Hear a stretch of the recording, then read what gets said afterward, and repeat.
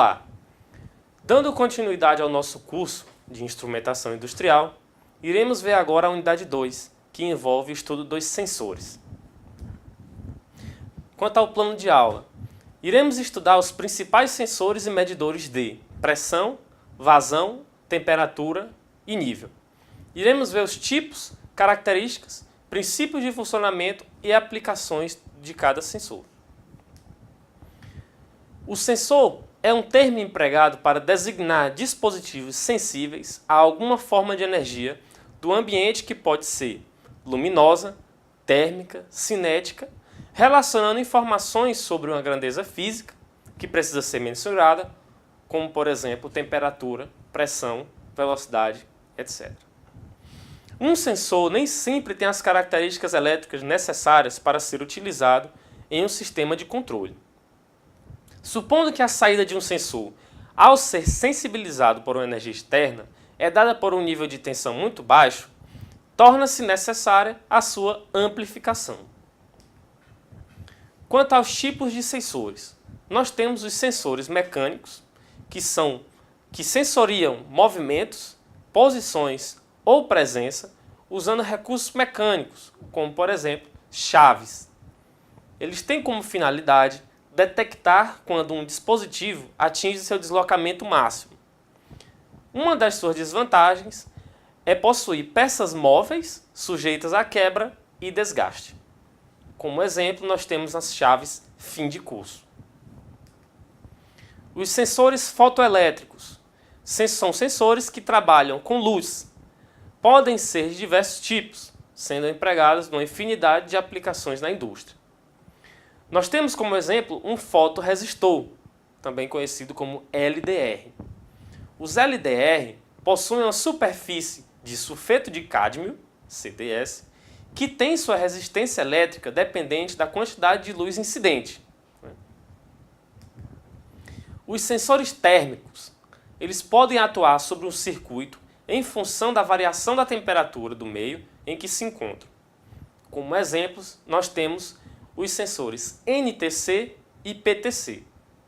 NTC e PTC são resistores cuja resistência diminui para o NTC ou aumenta para o PTC quando a temperatura aumenta. O sensor piroelétrico.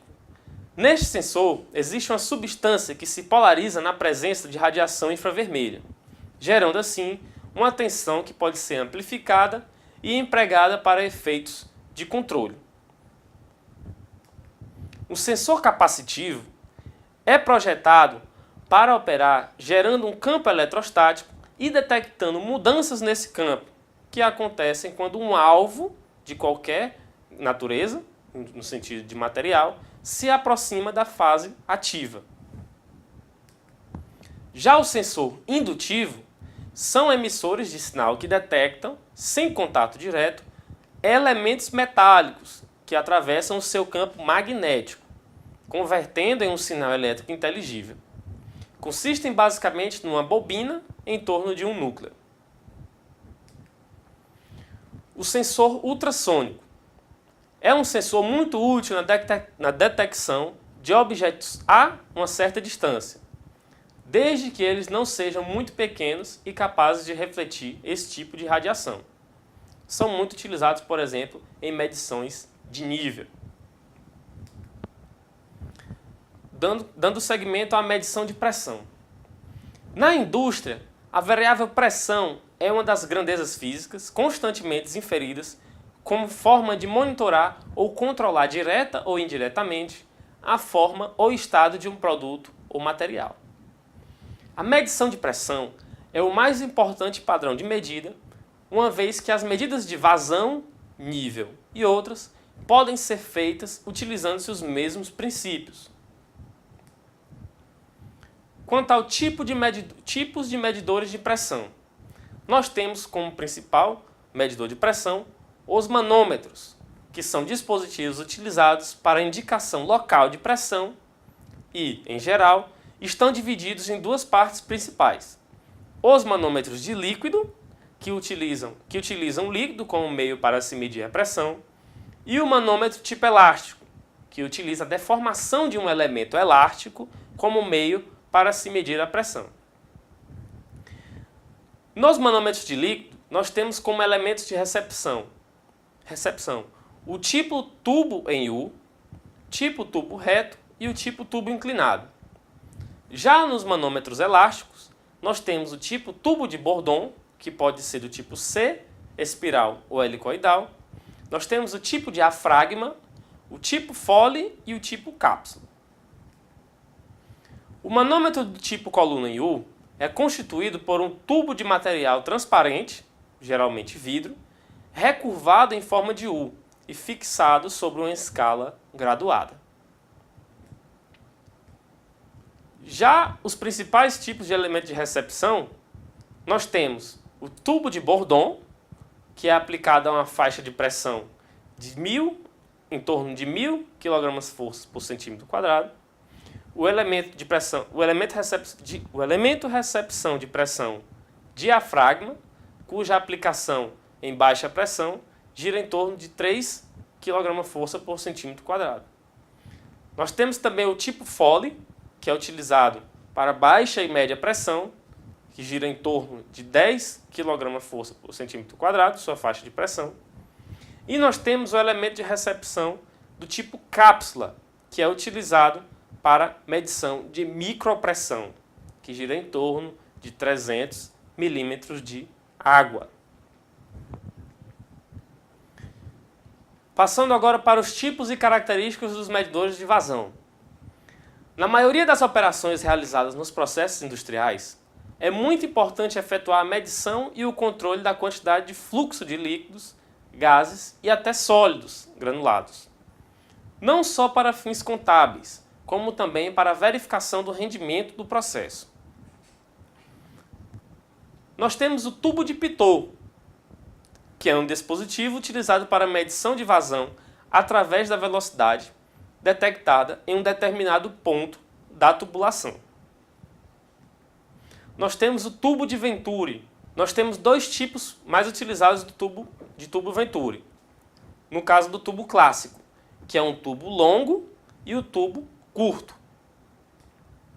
Nós temos a placa de orifício, que de todos os elementos primários inseridos em uma tubulação para gerar uma pressão diferencial, e assim efetuar a medição de vazão, a placa de orifício é a mais simples, de menor custo e, portanto, a mais empregada.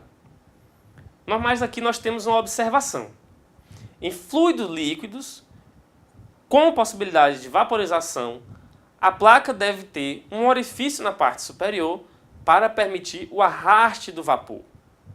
Em fluidos gasosos, com possibilidade de formação de condensado, o furo deve ser feito na parte inferior para permitir o dreno deste fluido.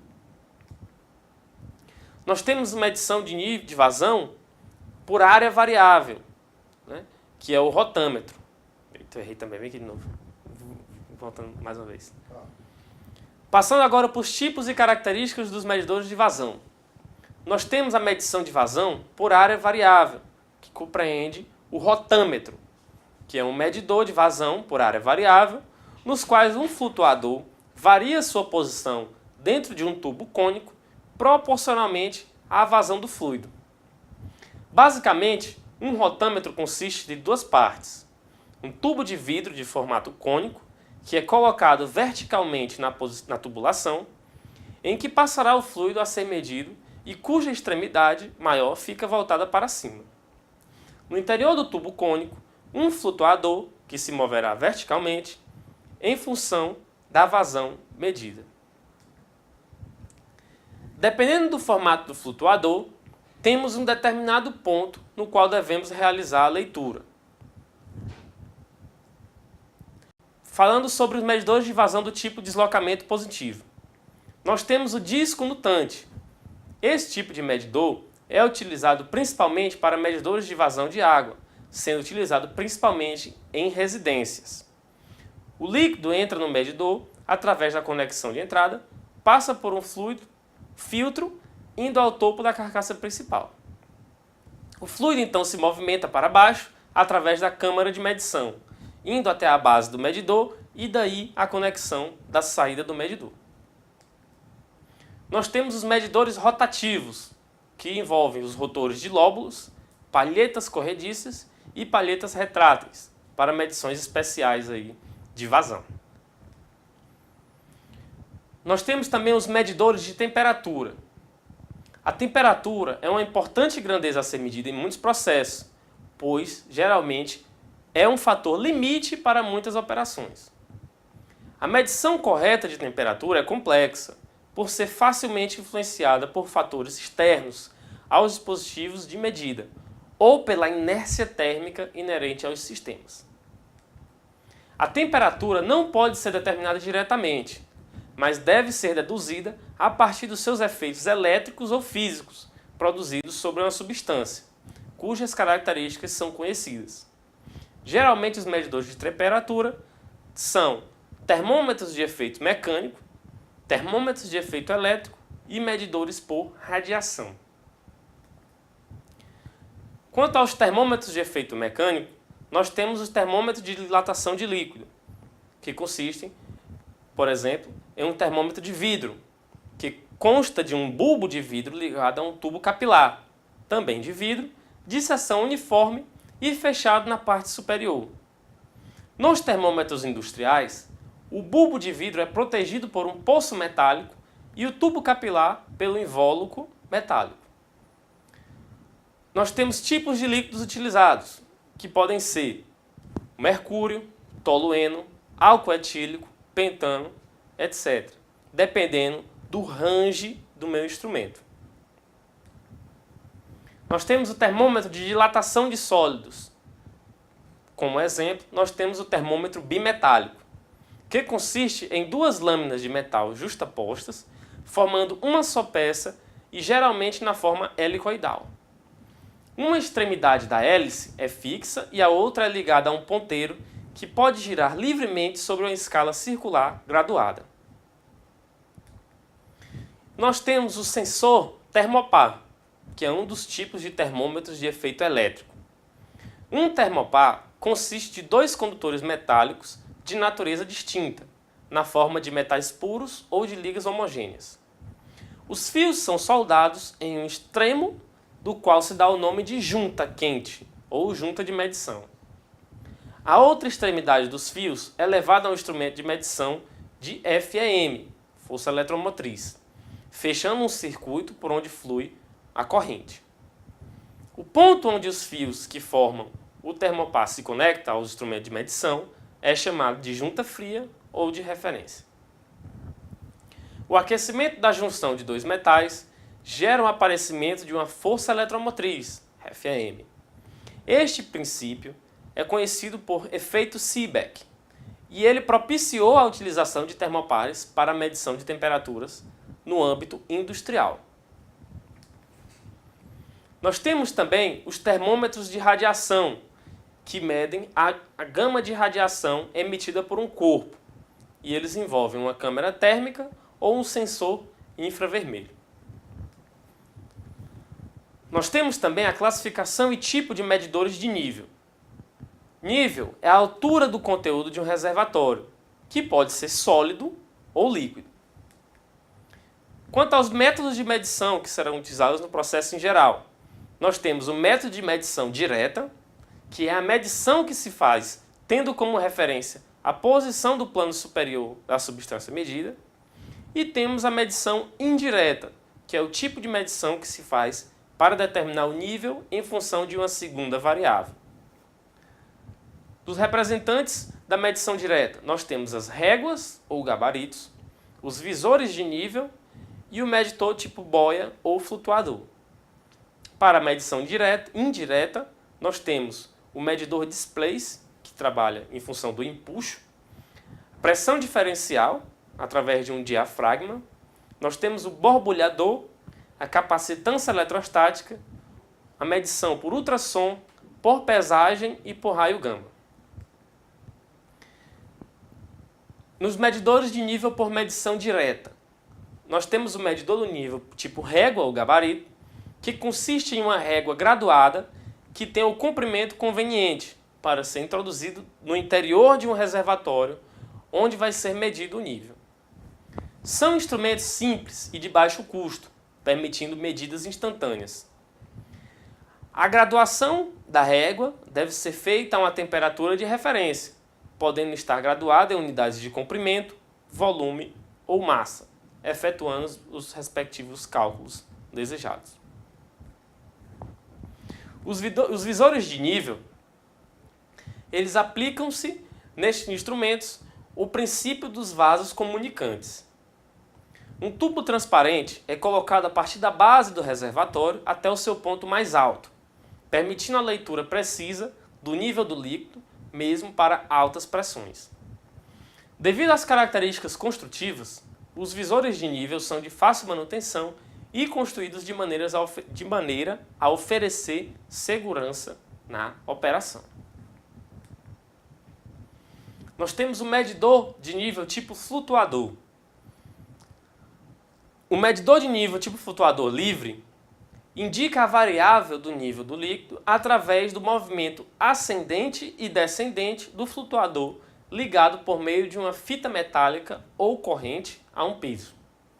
O deslocamento do flutuador de utilização deste medidor é de aproximadamente de 0 a 30 metros, configurando um limite para o range deste medidor.